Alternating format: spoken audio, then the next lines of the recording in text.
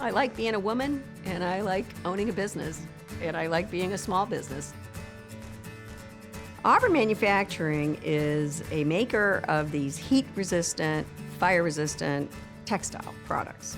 Our materials are used primarily by real heavy industries like shipbuilding for welding protection to prevent sparks and slag from getting from one place to another, especially when they're working in enclosed places.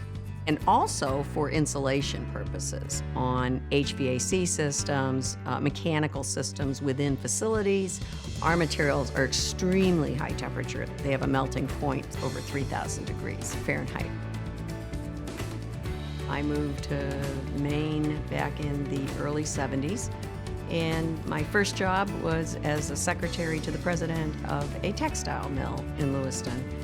I was there at the right time when asbestos was being banned by industry, and they needed replacements. So we got a pretty early start in finding solutions.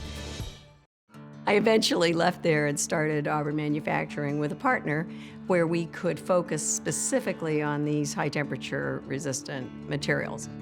We started in the library building in Mechanic Falls. From there, we moved into a brand new facility that we built in 1983. Kept adding people, adding products, adding different processes to our textile capabilities. Eventually, I bought out my partner when he retired in 2000, and I've owned the company since then. We're not a big company. We're only 50, I think we're at 52 people. We like that number. We've been through a lot of changes over 40 years, and I actually like change. Our products are a perfect fit for a changing environment because we can continue making new versions of it and new markets. We did not intend to be an exporter. When we started in 1979, that was totally out of our realm. I knew nothing about exporting. We didn't even know how to do a country of origin certificate at first.